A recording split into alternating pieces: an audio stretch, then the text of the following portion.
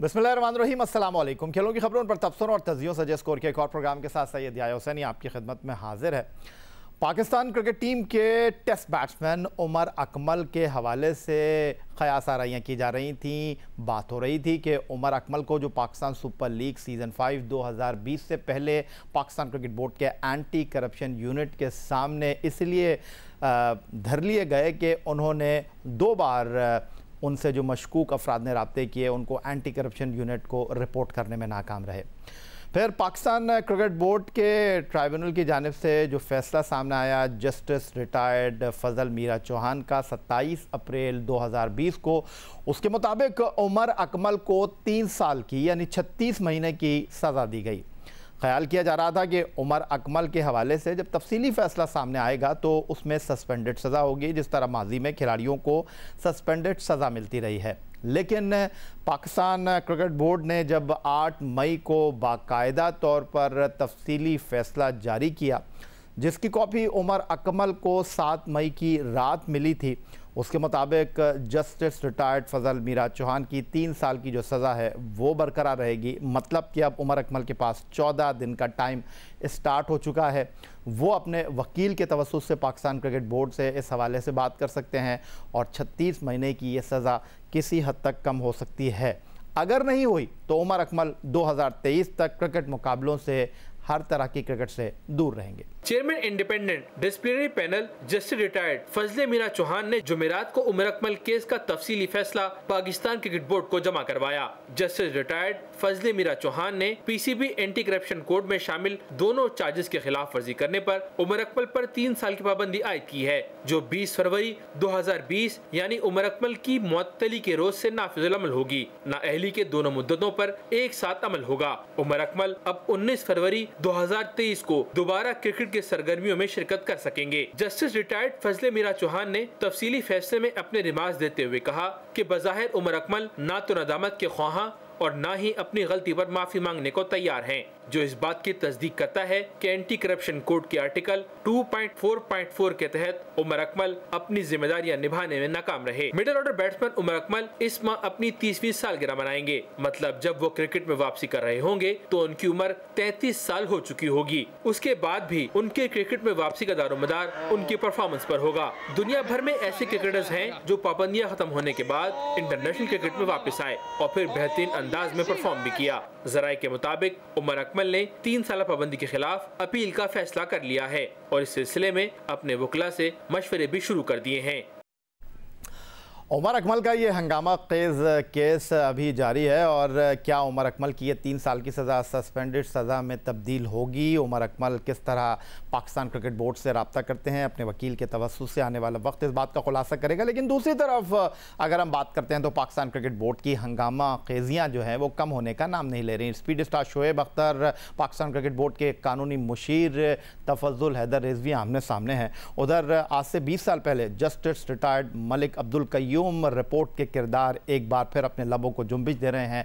हर रोज़ एक नई कहानी सामने आ रही है और दूसरी तरफ पाकिस्तान क्रिकेट बोर्ड के फ्रंट पर भी मामलात हैं कि थमने का नाम नहीं ले रहे। हंगामा खेज, दिलचस्प और सनसनी खेज Pakistan super league season 5 semifinal और फाइनल अभी तय होना बाकी है। कोरोना वायरस की वबा की वजह से आखिरी मुकाबले हो नहीं सके थे, लेकिन पाकिस्तान सुपर लीग सीज़न 5 में उस वक्त एक नई करवट आई जब यह इंकशाफ हुआ कि पाकिस्तान सुपर लीग सीज़न 5 2020 के जो मैचेस थे वो एक ऐसी वेबसाइट पर दिखाए जा रहे थे जहां लाइव स्ट्रीमिंग पर जुआ खेला जा रहा था। इस खबर को रिपोर्ट करने वाले सीनियर सहाफ़ी सलीम खालिक साहब हमारे साथ मौजूद हैं। पाकिस्तान क्रिकेट बोर्ड से इस हवाले से हमने भी रब्ता किया, बहुत सारे सवालात भी उनके सामने रखे। सलीम खालिक इस हवाले से तवातुर के साथ मुसलसल स्टोरियां दे रहे हैं और पाकिस्तान क्रिकेट बोर्ड का मौक़िफ़ भी इस हवाले से सामने आया है, वो भी आपके साथ शेयर करेंगे। लेकिन सलीम खालिक साहब, खुश आमदीद कहूँगा आपको। एक तरफ उमर अकमल को फेलियर टू रिपोर्ट पर 3 साल की पाबंदी और दूसरी तरफ ये जो मामला है पाकिस्तान क्रिकेट बोर्ड का लाइव स्ट्रीमिंग पर जुआ खेलने के हवाले से, अभी इसमें कुछ वाज़े क्लियरेंस दिखाई नहीं दे रही। आप इस बात से इत्तेफाक करते हैं? जी बिल्कुल, यही 1 महीने से ज्यादा इसमें हो चुका है और कोई वाज़े इसमें चीज सामने नहीं आई। एहसान मानी साहब ने कहा था कि हमें पता नहीं है, सख्त एक्शन लेंगे, कुछ नहीं हुआ। और अभी मेरी शोएब नवीद जो प्रोजेक्ट एग्जीक्यूटिव हैं PSL के, उनसे बात हुई थी तो उन्होंने भी यही बात बोली कि सख्त एक्शन लिया जाएगा और आइंदा माह कोई ऐलान होगा, वो सख्त एक्शन क्या होगा ये बात अभी तक सामने नहीं आई। लेकिन अब मैं जब कॉन्ट्रैक्ट देख रहा था तो मुझे उसमें एक और बड़ी इंटरेस्टिंग चीज नजर आई जो उसकी शेक नंबर 4.4b है।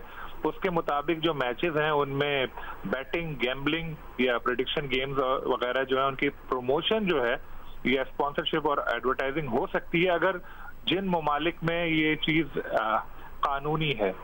तो ये भी एक अलग चीज है। एक अजीब बात है कि एक तरफ आप उनकी तशहीर की इजाजत दे रहे हैं जहां कानूनी है, एक तरफ आप कह रहे हैं बड़ा गलत हो गया जी, इसके राइट्स भेज दिए। क्योंकि पहले जो मौक़िफ़ इख्तियार किया गया था वो भी यही था कि इन मैचों के लिए, उन जगहों के लिए राइट्स बेचे गए हैं जहां पर बैटिंग लीगल है। तो थोड़ा पीसीबी ही कंफ्यूज नजर आ रहा है, लेकिन कुछ पॉलिसी भी मुझे अजीब लग रही है क्योंकि तवातुर से ऐसी चीजें नजर आई हैं। दो बातें मैंने आपको ये बताई। एक चीज ये कि जो पीसीबी ने एक मीडिया राइट्स के लिए जो कंसल्टेंसी फर्म हासिल की खिदमत हासिल करने के लिए जो ऐड दिया था, उसमें भी उन्होंने जो ये एक्सपर्टी उसके लिए मांगी है वो ये है कि जी उसको इस तरह की जो डील्स हैं उसका तजुर्बा होना चाहिए। जब मैंने इस पे पूछा तो उन्होंने कहा हमने इसलिए लिखा था ताकि कंफ्यूजन से बचा जाए और हमारे राइट्स जो हैं वो गैम्बलिंग के लिए दस्तयाब नहीं होते। पीसीबी ने ये जवाब दिया था। उसके अलावा भी एक दो चीजें और ऐसी सामने आई जो लग ऐसा रहा है कि या तो पीसीबी जो है उसको इन चीजों का आइडिया नहीं है और वो मुसलसल एक ही तरह की नहीं। सलीम खलील साहब, ये कैसे कह सकते हैं आपकी आइडिया नहीं है? जीरो टॉलरेंस पॉलिसी की बात कर रहे हैं पाकिस्तान क्रिकेट बोर्ड के चेयरमैन एहसान मानी साहब। कहते हैं कि साख मुतासिर हो सकती है पाकिस्तान की और इसका उनको सबसे ज़्यादा इदराक है, इसी वजह से वो इन चीज़ों को देख रहे हैं। तो मैं अगर आपसे ये सवाल करना चाहूँ, एक तरफ हम जीरो टॉलरेंस पॉलिसी की बात कर रहे हैं, दूसरी तरफ हम उमर अकमल को 36 महीने की सज़ा इसलिए दे रहे हैं बकौल पाकिस्तान क्रिकेट बोर्ड कानूनी मुशीर तफज्जुल हैदर रिजवी के हम एक एग्जाम्पल सेट करना चाहते हैं। शुएब अख्तर ये कहते हैं कि पाकिस्तान क्रिकेट बोर्ड अपना गुस्सा उतार रहा है। तो आप इस तमाम सूरत हाल को किस तरह देख रहे हैं? ना ये हड्डी उगली जा रही है ना निगली जा रही है? देखिए, क्रिकेटर्स के लिए अलग कानून लग रहा है और बोर्ड ऑफिशियल्स के लिए अलग कानून लग रहा है। क्योंकि आप एक चीज नोट करें कि इस इशू में जो बात हो रही है वो सारा मलबा डाला जा रहा है जो मीडिया पार्टनर है उसके ऊपर कि जी उसने कॉन्ट्रैक्ट किया है। तो पीसीबी में भी तो कोई होगा जिसने कॉन्ट्रैक्ट पे साइन किए होंगे या जिसको पता होगा कि ऐसा चल रहा है। और पीसीबी को अगर ये पता ही नहीं चला कि जी पीएसएल के जो मैचेस हैं उनके लाइव स्ट्रीमिंग राइट्स एक जुए की कंपनी को बेच दिए गए हैं और कई मैचों में ऐसा हो गया, उसके बाद एक अखबार के एक मामूली से सहाफी की रिपोर्ट पर अगर पीसीबी को ये बात पता चली और उसने एक्शन लेने का ऐलान किया तो उससे अंदाजा लगा लें कि मामला क्रिकेट बोर्ड के किस तरह से चलाए जा रहे हैं। उमर अकमल का आपने जिक्र किया, उमर अकमल से मुझे वैसे हमदर्दी नहीं है उनकी क्योंकि जिस तरह के रही है पास में हरकत। लेकिन अगर इस केस में आप देखें तो एक तरफ शर्जील खान जो है जिन्होंने फिक्सिंग का एतराफ किया कि वो करने वाले थे, पूरा प्लान उनका सामने आया, वो जो है उनको आपने 2.5 साल बाद क्रिकेट में वापस आने की इजाजत दे दी। आमिर जो है वो जेल से होकर आए, वो अभी हमारे दोबारा हीरो बन चुके हैं। उमर ने तो आपने जो चार्ज उनके ऊपर 2 लगाए हैं वो ये हैं कि उन्होंने रिपोर्ट नहीं की और उसके बाद उनको 3 साल के लिए बैन कर दिया।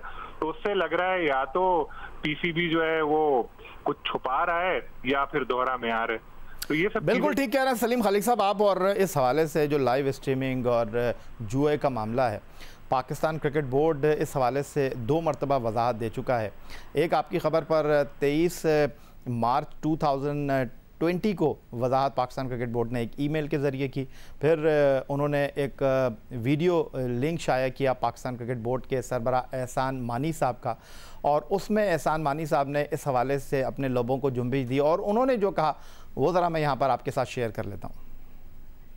देखिए, ये अनफॉर्चुनेट बात है, हमारी जो लाइव स्ट्रीमिंग राइट्स थी वो एक offshore company, Singapore based company के पास हैं। उन्होंने इसको सब लाइसेंस कर दिया ऑन टू कंपनी जो बेटिंग बिजनेस में है। जैसे हमें पता चला हमने उनको नोटिस भेजा कि ये आप नहीं कर सकते। 2 दिन बाद या 3 दिन बाद हमने उनको एक सीज एंड डिजिस्ट नोटिस होता है कि अगर आप ये नहीं करेंगे तो हम आपके अगेंस्ट कानूनी कदम लेंगे। और उसके साथ जो हमारे राइट्स होल्डर्स थे जिनने हमसे ये राइट्स लिए थे, उनके साथ हमने बड़ी स्ट्रॉन्ग पोजीशन ली है कि ये आप नहीं कर सकते थे, ये लिंक्ड है टू अ बेटिंग कंपनी, ये हमारी इजाजत के बगैर नहीं कर सकते थे। और उस पर उनसे अभी तक हमारी बात चल रही है। और अगर हमें जो फिक्र है कि वो पाकिस्तान की रेपुटेशन सिर्फ क्रिकेट की नहीं पर मुल्क की बात है, ये पाकिस्तान में बेटिंग इलीगल है, बैंड है, और हम हमारे सब कॉन्ट्रैक्ट्स में हम कभी ये लिखा जाता है कि आप बेटिंग के लिए ये फुटेज इस्तेमाल नहीं कर सकते। ये हमारी बायलैटरल कॉन्ट्रैक्ट्स में है। जो हमारे और ये जो हमारे सब लाइसेंसीज थे PSL के लिए, इसमें उन्हें हमसे आके इजाज़त लेनी थी before they could sell on, वो उन्हें नहीं ली। तो वो अपने ब्रीच में है अपने कॉन्ट्रैक्ट के, और इसको हमने एकदम जैसे हमें पता चला हमने रुकवा दिया। और इस बाकी स्पेकुलेशन है।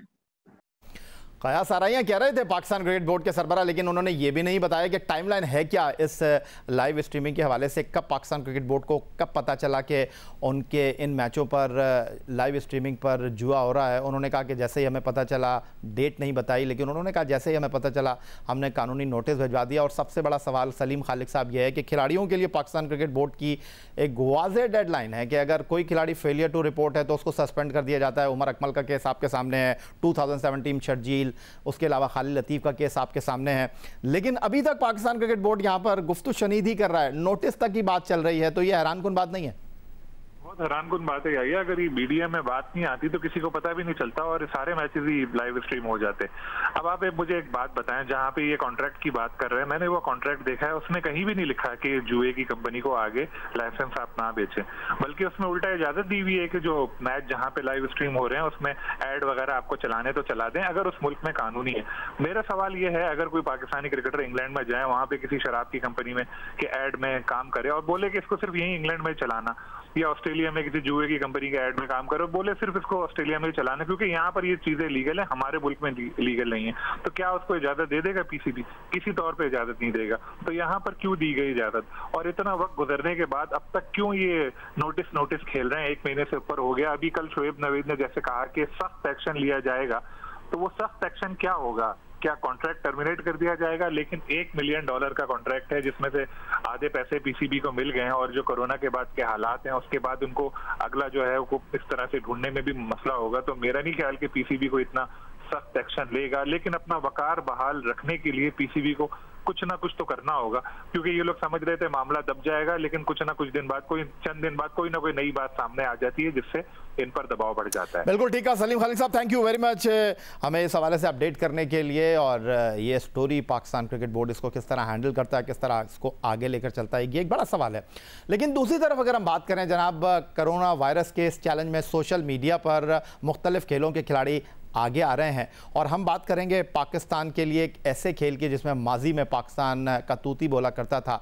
स्क्वॉश के खेल की मैं बात करूंगा। और स्क्वॉश के खेल में खिलाड़ियों ने अपनी शर्ट तब्दील करने का चैलेंज दिया है, और वो वीडियो जो है इस वक्त मंजर आम पर आई है। पाकिस्तान की ख़वातीन स्क्वॉश खिलाड़ी हों या पाकिस्तान के मेंस स्क्वॉश खिलाड़ी हों, ये चैलेंज आपके लिए भी है, आप भी इसको एक्सेप्ट कर सकते हैं। कुछ इतना कठिन और मुश्किल है नहीं, लेकिन करके दिखाएं तो दाम माने आपको। बात कर लेते हैं जनाब टोक्यो ओलंपिक्स 2020 की, जो कोरोना वायरस की वजह से इस साल हो नहीं सके, और नई डेट आई है जनाब 2021। और एक मोहतात अंदाजे के मुताबिक बड़ा नुकसान हुआ है जापान को ओलंपिक 2020 न होने की वजह से। और अभी भी इस हवाले से कुछ हतमी तौर पर कहा नहीं जा सकता कि ये ओलंपिक आइंदा साल मुनक्किद होंगे भी या नहीं, क्या सही है? इस हवाले से बात करेंगे। हमें टोक्यो से टेलीफोन लाइन पर ज्वाइन कर रहे हैं जियो न्यूज़ के नुमाइंदे इरफान सिद्दीकी साहब। इरफान सिद्दीकी साहब, खुश आमदीद कहेंगे आपको। और क्या ये बात दुरुस्त है कि 2020 में तो टोक्यो ओलंपिक हो नहीं सके, और 2021 में जब टोक्यो ओलंपिक मुनक्किद होंगे तो उसमें वही मेडल दिए जाएंगे जो कि 2020 में बनाए गए थे, यानी उनके ऊपर 2020 ही लिखा होगा? लेकिन अभी भी ये बात तय नहीं हो पाई है कि अगले साल भी ये ओलंपिक होंगे या नहीं।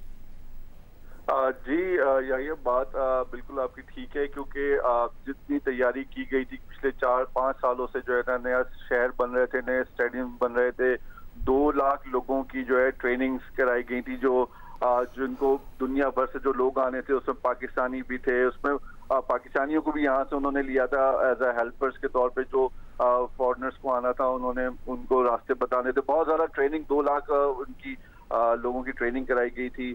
और उसके बाद मसाजिद का क़याम, हलाल फूड का क़याम, एयरपोर्ट्स के ऊपर मसाजिद का क़याम और मोबाइल मसाजिद का क़याम। इतनी ज़बरदस्त इन्होंने तैयारी की थी कि बहुत ज़्यादा डिसअपॉइंटमेंट है जापान में, जापानी अवाम को भी, जापानी गवर्नमेंट को भी। और $6 अरब का जो है इनका लॉस हुआ है 1 साल के लिए एक्सटेंड करने पे, और अभी तक ये कंफर्म नहीं कर सकी है गवर्नमेंट के आया कि जो नेक्स्ट ईयर का ऐलान किया गया है कि जुलाई और अगस्त के दरमियान ये कराए जाएंगे 2020 के ओलंपिक्स नेक्स्ट ईयर 2021 में कराए जाएंगे।